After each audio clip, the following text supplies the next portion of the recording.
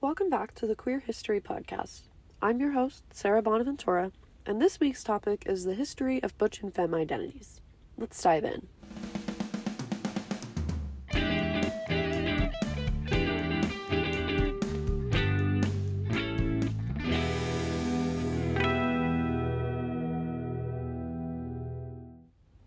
As someone who identifies as a femme lesbian and is in a butch-femme relationship, this is a topic I hold really close to my heart.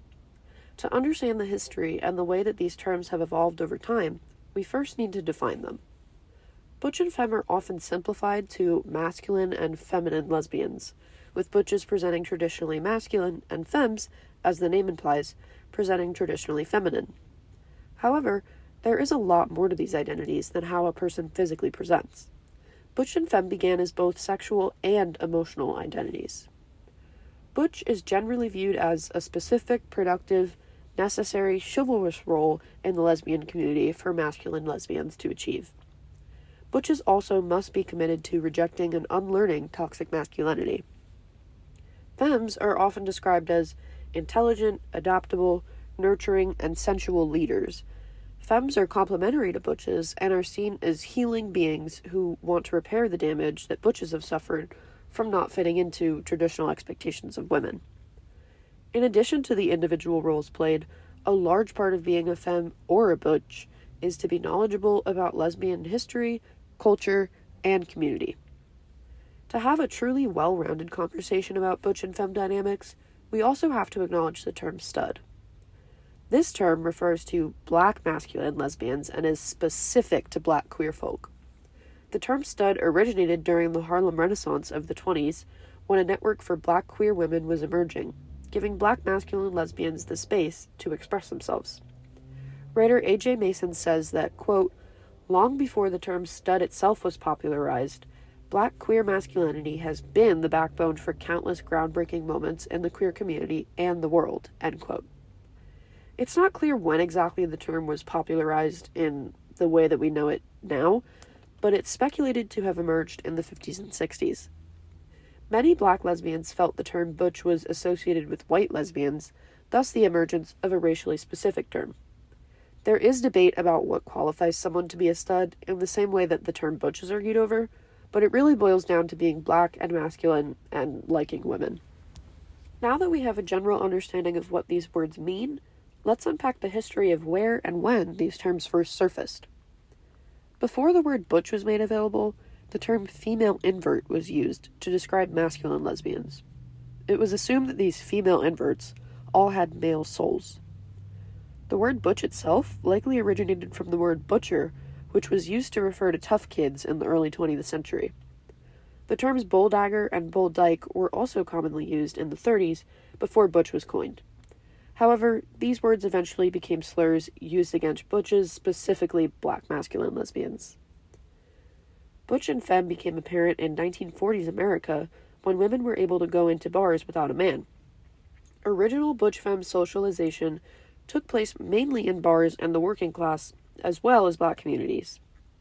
The term Saturday night butches was used to refer to butches who presented more feminine during the work week and then dressed more masculine on the weekends at bars. Early butches and femmes were highly vulnerable to homophobia, misogyny, and poverty. It was unfortunately common for butches and femmes to be unable to go to school, and some even had to turn to sex work with men just to get by. Many butches of the 40s opted to present as men because it made it easier for them to get jobs and to live with their female partners. When these terms first emerged, butches were not supposed to be attracted to other butches, and femmes were not supposed to be attracted to other femmes. In fact, many bars had bathrooms labeled butch and femme, and there were expectations for each role, including butches approaching femmes and femmes competing for the attention of butch. By the 1950s, quote-unquote full-time butches were common, referring to butches who refused to live a sort of double life and embrace their masculinity all the time, often working in traditionally masculine factory work. Butch femme originated among working-class lesbians to describe roles within butch femme relationships. Butch femme was seen as the norm for lesbians throughout the 50s, and lesbians that did not identify with either term were often seen as confused. It was also looked down upon for butches to date other butches and femmes to date other femmes. Butch-femme strictly paired with each other at this time. Trans communities and butch communities have also been intertwined since the very beginning. Not all butches are trans, but many fall somewhere other than the quote-unquote woman end of the gender spectrum. Many trans men identify with the term butch, some even still identifying as butch lesbians. Though butches and femmes have historically existed as a pair, they each face different issues societally. Femmes often pass as straight and have to come out repeatedly throughout life due to expectations of feminine women liking men. Even when they do come out, femmes are often not believed to be real lesbians because of the way they embrace their femininity. Femmes also face a lot of sexual harassment from men who assume that they are attracted to men, sometimes even after being told that they aren't attracted to men. Additionally, femmes have historically lacked community due to a tradition of competition between them, as well as difficulty finding one another because they don't look gay in the same way that butches do. On the other hand, butches face a lot more outward discrimination because they do look gay and can't necessarily blend in the way that femmes do. Butches may also be more likely to face discrimination and lack of acceptance within their family because of their rebellion against traditional gender roles. Butches also have a lot less representation in the media. When lesbians are depicted, which still is not very often, it's usually femme for femme because it's unfortunately aimed to please men and not actual lesbians. Throughout history, butch and femme identities have faced a lot of backlash and been involved in a lot of discourse. By the 1960s and 70s, butches and femmes were facing a lot of pushback from mainly white, middle-class, radical feminist lesbians. These people claimed that femmes were supposedly buying into patriarchal oppression, and butches were perpetuating this patriarchal oppression. With the lesbian feminist movement emerging in the 70s, butch femme became abnormal and looked down upon for supposedly maintaining oppressive patriarchal standards and heteronormative dynamics, and for replicating misogynistic power dynamics.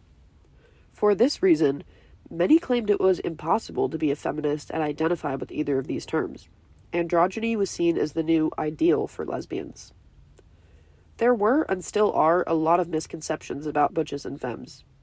For example, some believe that butches are all internally male because of their attraction to feminine lesbians.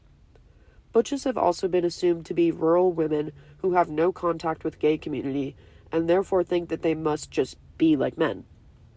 Femme lesbians have historically been interpreted as heterosexual women who are confused or mentally disturbed and seek out masculine women because they've been turned off from men for one reason or another.